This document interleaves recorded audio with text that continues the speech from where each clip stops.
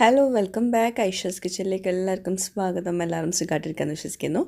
അപ്പോൾ ഇന്ന് വന്നിട്ടുള്ളത് നല്ലൊരു അടിപൊളി മുട്ട റോസ്റ്റിൻ്റെ റെസിപ്പിയുമായിട്ടാണ്. മുട്ട റോസ്റ്റൊക്കെ ഉണ്ടാക്കാൻ എല്ലാവർക്കും അറിയുന്നുണ്ടാവും, എന്നാലും അത് അതിൻ്റേതായ രീതിയിൽ ഉണ്ടാക്കിയിട്ടില്ലെങ്കിൽ നമുക്ക് നല്ല പെർഫെക്റ്റ് ആയിട്ട് കിട്ടില്ല. അപ്പോൾ ഇന്ന് നല്ല അടിപൊളി ടേസ്റ്റിലുള്ള മുട്ട റോസ്റ്റ് എങ്ങനെ വീട്ടിലുണ്ടാക്കാമെന്നാണ് കാണിക്കാൻ പോകുന്നത്. അപ്പോൾ എല്ലാവരും ട്രൈ ചെയ്തിട്ട് ഫീഡ്ബാക്ക്സ് എഴുതിയറിയിക്കാൻ മറക്കരുത്. പിന്നെ നമ്മുടെ ചാനൽ ഇതുവരെ സബ്സ്ക്രൈബ് ചെയ്യാത്തവരുണ്ടെങ്കിൽ നിങ്ങൾക്ക് ചാനൽ ഇഷ്ടമാവുന്നുണ്ടെങ്കിൽ ഒന്ന് സബ്സ്ക്രൈബ് ചെയ്യണേ. അവിടെ കന്ന റെഡ് സബ്സ്ക്രൈബ് ബട്ടൺ ഒന്ന് പ്രസ് ചെയ്യുക. അതിൻ്റെ കൂടെ ചെറിയൊരു ബെല്ലൈക്കൺ ഉണ്ട്, അതുകൂടെ ഒന്ന് പ്രസ് ചെയ്യുക. അപ്പോൾ ഇതുപോലെ കാണാം. ഇതിൽ ഓൾ വേണം പ്രസ് ചെയ്യാൻ. അപ്പോൾ ശരി, നമുക്ക് നേരെ റെസിപ്പിയിലോട്ട് പോകാം. അപ്പോൾ ഞാനിപ്പോൾ ഇവിടെ മുട്ട റോസ്റ്റ് ഉണ്ടാക്കാൻ ആദ്യം ഞാൻ ചെയ്യുന്ന ഒരു പണി എന്താണെന്ന് വെച്ചാൽ മുട്ട നന്നായിട്ടൊന്ന് പുഴുങ്ങിയെടുക്കും. ആ ഹാഫ് വേവിൽ ഇഷ്ടമുള്ളവർ അങ്ങനെ ചെയ്തെടുക്കുക. ഞാനിപ്പം നന്നായിട്ട് ഹാർഡ് ബോയിൽഡ് മുട്ടയായിട്ട് എടുത്തിട്ടുള്ളത്. നന്നായിട്ട് പുഴുങ്ങിയെടുത്തിട്ട് നടുവേ ഒന്ന് കട്ട് ചെയ്തിട്ട് അവിടെ മാറ്റി വയ്ക്കുന്നുണ്ട്. ഇനി പാത്രം ചൂടാക്കിയ ശേഷം അതിലോട്ട് വെളിച്ചെണ്ണ ഒഴിച്ചു കൊടുക്കുക. ഇഞ്ചി, വെളുത്തുള്ളി, പച്ചമുളക് അത് ചേർത്തിട്ട് ഒന്ന് വഴറ്റിയെടുക്കണം. ഇഞ്ചി ചെറിയ കഷ്ണം എടുത്തിട്ടുള്ളൂ, വെളുത്തുള്ളി കുറച്ച് അധികം എടുത്തിട്ടുണ്ട്. ചെറിയ പീസാക്കിയിട്ട് കട്ട് ചെയ്തിട്ടാണ് ചേർക്കുന്നത്. അതുപോലെ പച്ചമുളക് നടുവേ കീറിയിട്ടാണ് ഇട്ട് കൊടുക്കുന്നത്. പിന്നെ കുറച്ച് കറിവേപ്പിലയും കൂടി ചേർക്കുന്നുണ്ട്. അപ്പോൾ ആദ്യം വെളിച്ചെണ്ണയിൽ ഇതെല്ലാം കൂടി ചേർത്തിട്ടൊന്ന് വഴറ്റിയെടുക്കുമ്പോൾ നല്ലൊരു മണമായിരിക്കും വരുന്നത്. ഇനി നമ്മളിതിലോട്ട് മുട്ട ചേർത്തിട്ടൊന്ന് ഫ്രൈ ആക്കി എടുക്കുന്നുണ്ട്. അതിന് മുമ്പ് നമുക്ക് കുറച്ച് മസാലപ്പൊടികളൊക്കെ ചേർത്ത് കൊടുക്കാനുണ്ട്. ഒരു 1/4 ടീസ്പൂണ് കുരുമുളക് പൊടി, 1/4 ടീസ്പൂണ് മഞ്ഞൾപ്പൊടി, 1/4 ടീസ്പൂണ് കാശ്മീരി ചില്ലി പൗഡർ. ഇത് മൂന്നും കൂടി ചേർത്തിട്ട് ഒന്നങ്ങോട്ട് വഴറ്റിയെടുക്കുക. ആ ഒരു മസാലപ്പൊടിയുടെ ആ ഒരു കുത്തുന്ന ഫ്ലേവറൊക്കെ ഒന്ന് പോയ ശേഷം നമുക്ക് ഇതിലോട്ട് മുട്ട നമ്മൾ കട്ട് ചെയ്ത് വെച്ചിട്ടുള്ള മുട്ട ഉണ്ടല്ലോ, അത് ഇതിലോട്ട് ചേർത്ത് കൊടുക്കുക. നമ്മൾ ചേർത്ത് കൊടുക്കുമ്പം ഉണ്ണി സെപ്പറേറ്റ് പോവാണ്ടിരിക്കാൻ ശ്രദ്ധിക്കുക. ഞാൻ കമഴ്ത്തി വെച്ചിട്ടാണ് ചേർത്ത് കൊടുക്കുന്നത്. എന്നിട്ട് തിരിച്ചു മറിച്ച് ഒന്ന് ഫ്രൈ ആക്കി എടുക്കുക. കുറേ നേരം ഒന്നും ഇട്ട് ഫ്രൈ ആക്കണ്ട, ഒന്ന് ചെറുതായിട്ട് ആ മുട്ടയുടെ കളറൊന്ന് മാറുന്ന വരെ ഒന്ന് ഫ്രൈ ആക്കിയാൽ മതി. 1 മിനിറ്റൊക്കെ മതിയാവും കേട്ടോ. അതിനകത്ത് തന്നെ മുട്ട റെഡി ആയിട്ടുണ്ടാവും. അപ്പോൾ ഇത് എന്തിനാന്ന് വെച്ചിട്ടുണ്ടെങ്കിൽ നമ്മൾ മുട്ട സാധാരണ ലാസ്റ്റൊക്കെ ഇട്ട് കൊടുക്കുന്ന സമയത്ത് അതിന് ഒരു ടേസ്റ്റ് ഒന്നും ഉണ്ടാവില്ലല്ലോ, സാധാരണ നോർമൽ ടേസ്റ്റ് ആയിരിക്കും ഉണ്ടാവുക.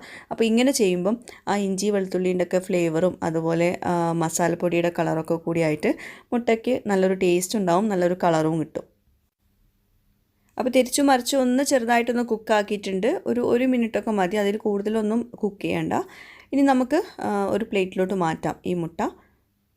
ഇനി ആ എണ്ണയിലേക്ക് തന്നെ നമ്മൾ സവോള ചേർത്ത് കൊടുക്കുകയാണ്. സവോള ഒരു 5 എണ്ണം നല്ലോണം സ്ലൈസ് ചെയ്തിട്ട് വേണം ചേർത്ത് കൊടുക്കാൻ, എന്നാലേ നമുക്ക് നല്ല റോസ്റ്റായിട്ട് കിട്ടുള്ളൂ. സവോള വലിയ കഷ്ണങ്ങളൊക്കെ ആക്കി ഇട്ട് കൊടുത്തിട്ടുണ്ടെങ്കിൽ നമുക്ക് നന്നായിട്ട് സോഫ്റ്റായിട്ടോ അല്ലെങ്കിൽ കഷ്ണങ്ങളായിട്ട് കിടക്കും ചെയ്യും. അപ്പോൾ അതുകൊണ്ട് തന്നെ നല്ലോണം സ്ലൈസ് ചെയ്തിട്ട് വേണം സവോള ഇതിലോട്ട് ഇട്ട് കൊടുക്കാൻ. അപ്പോൾ സവോള 5 എണ്ണം എടുത്തിട്ടുണ്ട് കേട്ടോ. മുട്ട റോസ്റ്റൊക്കെ ഉണ്ടാക്കുമ്പോൾ കുറച്ച് അധികം സവോള ഉണ്ടെങ്കിൽ ആ റോസ്റ്റിന് ടേസ്റ്റ് ഉണ്ടാവുള്ളൂ, അല്ലെങ്കിൽ പിന്നെ നമ്മൾ അധികം വെള്ളമൊക്കെ ഒഴിച്ചു കൊടുക്കേണ്ടി വരും. ഇനി സവോള ഒന്ന് ചെറുതായിട്ട് മിക്സ് ചെയ്ത് കൊടുത്ത ശേഷം ആവശ്യത്തിനുള്ള ഉപ്പ് ചേർത്ത് കൊടുക്കുകയാണ്. ഉപ്പ് ചേർത്താൽ സവോള പെട്ടെന്ന് വഴണ്ട് കിട്ടും. പിന്നെ ഞാൻ എപ്പോഴും പറയുന്നൊരു കാര്യമാണ്, ഇതുപോലെ റോസ്റ്റൊക്കെ ഉണ്ടാക്കുമ്പോൾ സവോള നല്ലോണം സോഫ്റ്റായിട്ട് നല്ലോണം കുക്കായി കളറൊക്കെ ഒന്ന് മാറി വന്ന ശേഷം മാത്രമേ നമ്മൾ ബാക്കിയുള്ളതൊക്കെ ചേർത്ത് കൊടുക്കാവൂ. അതൊന്ന് പ്രത്യേകം ശ്രദ്ധിക്കുക.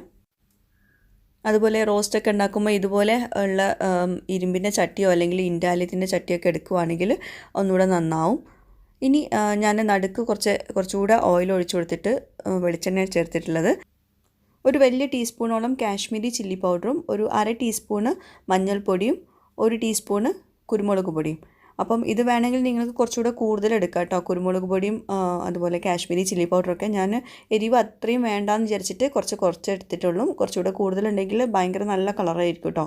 അപ്പം ഇതെല്ലാം ചേർത്തിട്ട് നല്ലോണം ഒന്ന് വഴറ്റിയെടുക്കുക. ചെറിയ ഫ്ലെയിമിൽ വെക്കുക കേട്ടോ. ഈ മസാലപ്പൊടികളൊക്കെ നന്നായിട്ട് കുക്കാവണം, അല്ലെങ്കിൽ വേറൊരു ടേസ്റ്റ് ആയിരിക്കും. അപ്പം റോസ്റ്റൊക്കെ ഉണ്ടാക്കുമ്പോൾ എപ്പോഴും ശ്രദ്ധിക്കേണ്ട ഒരു കാര്യം, സവോള നല്ലോണം വഴണ്ട് വരണം, അതുപോലെ തന്നെ മസാലപ്പൊടികൾ നല്ലോണം കുക്കായി കിട്ടും വേണം. അപ്പോൾ നല്ലോണം മിക്സ് ചെയ്തെടുക്കുക. അപ്പോൾ സവോളയും മസാലപ്പൊടികളൊക്കെ നല്ലോണം കുക്കായിട്ടുണ്ട്. ഇനി നമുക്കിതിലോട്ട് ഒരു തക്കാളി ചേർത്ത് കൊടുക്കുക. ഒരു അത്യാവശ്യം വലുപ്പമുള്ള തക്കാളി തന്നെ എടുക്കുക കേട്ടോ. ഒരെണ്ണം മതി. 5 സവോളയിലോട്ട് ഒരു വലിയ തക്കാളി മതിയാവും. അത് നല്ലോണം കനം കുറച്ചിട്ട് അരിഞ്ഞിട്ട് വേണം ചേർത്ത് കൊടുക്കാൻ. എന്നിട്ട് നല്ലോണം മിക്സ് ചെയ്ത് കൊടുത്ത ശേഷം ഞാൻ കുറച്ച് ചൂടുവെള്ളം ഒഴിച്ചു കൊടുത്തിട്ടുണ്ട്. ഒരു 2-3 ടേബിൾ സ്പൂൺ ചൂടുവെള്ളം ഒന്ന് മിക്സായി കിട്ടാൻ വേണ്ടിയിട്ടാണ്. ചട്ടിയിൽ നിന്ന് ആ മസാലേൻ്റെ ഫ്ലേവറൊക്കെ കിട്ടാൻ വേണ്ടിയിട്ടാണ് കുറച്ച് വെള്ളം ഒഴിച്ചു കൊടുത്തിട്ടുള്ളത്. എന്നിട്ട് നല്ലോണം മിക്സ് ചെയ്തെടുക്കുക. ഇനി നമുക്കിത് അടച്ച് വെച്ചിട്ട് വേണമെങ്കിൽ വേവിക്കാം. മുകളിൽ ഇങ്ങനെ എണ്ണ തെളിയുന്ന വരെ വേവിച്ചെടുക്കാം, അല്ലെങ്കിൽ ഇതുപോലെ ഇളക്കി കൊടുത്താൽ മതിയാവും.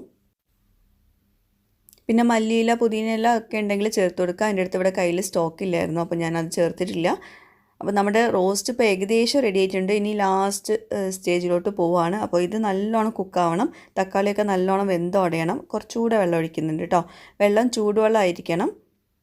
അപ്പോൾ ഇതൊക്കെ ഈ റെസിപ്പിയൊക്കെ ഒരുപാട് പേർക്ക് അറിയുന്നത് തന്നെ ആയിരിക്കും. എന്നാലും കുറേ പേർക്കൊക്കെ ബിഗിനേഴ്സ് ഉണ്ടാവില്ലേ, നമ്മുടെ കുക്കിങ്ങിൻ്റെ ബിഗിനേഴ്സ് ഉണ്ടാവും. പിന്നെ കുറേ ബാച്ചിലേഴ്സൊക്കെ എനിക്ക് മെസ്സേജ് ചെയ്യാറുണ്ട് ഇങ്ങനത്തെ റെസിപ്പീസൊക്കെ ചോദിച്ചിട്ട്. അപ്പോൾ അതാണ് ഞാൻ ഇങ്ങനത്തെ റെസിപ്പീസൊക്കെ ഇപ്പോൾ ഷെയർ ചെയ്യുന്നത് കേട്ടോ. പിന്നെ കുറച്ചുകൂടെ ഉപ്പ് ചേർത്ത് കൊടുക്കുന്നുണ്ട്. ലാസ്റ്റ് സ്റ്റേജിൽ കുറച്ച് ഗരം മസാലപ്പൊടി ചേർത്ത് കൊടുക്കുക. ഒരു 1/4 ടീസ്പൂണൊക്കെ മതിയാവും. എന്നിട്ട് നല്ലോണം വീണ്ടും മിക്സ് ചെയ്ത് കൊടുക്കുക. ഇനി ഇത് എണ്ണ തെളിയുന്ന വരെ നല്ലോണം ഒന്ന് കുക്ക് ചെയ്യണം. ഒരു ചെറിയ ഫ്ലെയിമിൽ വെച്ചിട്ട് ഒന്ന് അടച്ച് വെച്ചിട്ട് വേണമെങ്കിൽ കുക്ക് ചെയ്തെടുക്കാം. അപ്പോൾ അതിന് ശേഷം നമ്മുടെ റോസ്റ്റ് റെഡിയായ ശേഷമാണ് ഞാൻ നേരത്തെ കുക്ക് ചെയ്ത് വെച്ചിട്ടുള്ള ഫ്രൈ ആക്കി വെച്ചിട്ടുള്ള മുട്ട അതിൻ്റെ മുകളിൽ ഇട്ട് കൊടുക്കുന്നത്.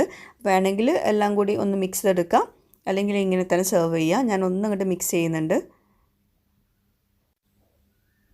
അപ്പോൾ ഇതിൽ കാശ്മീരി ചില്ലി പൗഡർ യൂസ് ചെയ്തുകൊണ്ട് തന്നെ നല്ല റെഡ് കളറിലാണ് നമ്മുടെ റോസ്റ്റ് വന്നിട്ടുള്ളത്. അപ്പം ചില്ലി പൗഡറിന് പകരം നിങ്ങൾ കുരുമുളക് പൊടി മാത്രമാണ് യൂസ് ചെയ്യുന്നതെങ്കിൽ നല്ല ബ്ലാക്ക് കളറിലായിരിക്കും ഈ ഒരു റോസ്റ്റ് വരിക. അപ്പോൾ അത്ര തന്നെ ഡിഫറൻസേ ഉള്ളൂ. അപ്പോൾ ഇതാണ് നമ്മുടെ നോർമൽ സ്റ്റൈലിലുള്ള മുട്ട റോസ്റ്റ്. നല്ല ടേസ്റ്റാണ് ഇങ്ങനെ ദോശയുടെ കൂടെ ചപ്പാത്തിയുടെ കൂടെ ഒക്കെ കഴിക്കാൻ വേണ്ടിയിട്ട്. അപ്പോൾ ഞാനിത് സെർവിങ് പ്ലേറ്റിലോട്ട് മാറ്റുകയാണ്. പിന്നെ മുട്ട ഞാൻ നേരത്തെ പറഞ്ഞ പോലെ തന്നെ മുട്ട പലർക്കും ഹാർഡ് ബോയിൽഡ് മുട്ടയായിരിക്കും ഇഷ്ടം. ചിലർക്ക് മുട്ട അധികം വേവ് പാടില്ല. അപ്പോൾ അതൊക്കെ നിങ്ങൾ ഇഷ്ടം പോലെ ചെയ്തെടുക്കുക കേട്ടോ. ഞാൻ ഹാർഡ് ബോയിൽഡ് മുട്ട എടുത്തിട്ടുള്ളത്. ഫോട്ടോയിൽ ഭംഗി അതായിരിക്കും, മിക്സായി പോവില്ലല്ലോ. അപ്പോൾ ഇതാണ് നമ്മുടെ ഇന്നത്തെ സ്പെഷ്യൽ മുട്ട റോസ്റ്റ്. അപ്പം ഇഷ്ടമുള്ളവർ തീർച്ചയായിട്ടും ട്രൈ ചെയ്യുക. നിങ്ങളുടെ ഫീഡ്ബാക്ക്സ് എഴുതിയിരിക്കാം. അപ്പോൾ ഇന്നത്തെ വീഡിയോ അല്ലെങ്കിൽ ഇന്നത്തെ റെസിപ്പി എല്ലാവർക്കും ഇഷ്ടമായിട്ടുണ്ടാവുമെന്ന് വിശ്വസിക്കുന്നു. റെസിപ്പി ഇഷ്ടമായിട്ടുണ്ടെങ്കിൽ ദയവായിട്ട് നിങ്ങളുടെ ഫ്രണ്ട്സുമായിട്ടും റിലേറ്റീവ്സുമായിട്ടൊക്കെ ഒന്ന് ഷെയർ ചെയ്യുക. അതുപോലെ തന്നെ ചാനൽ സബ്സ്ക്രൈബ് ചെയ്യാൻ മറന്നു പോകരുത്. അപ്പോൾ പുതിയൊരു വീഡിയോയുമായിട്ടും വ്ളോഗുമായിട്ടൊക്കെ വരുന്നവരേക്കും ബൈ. Thank you.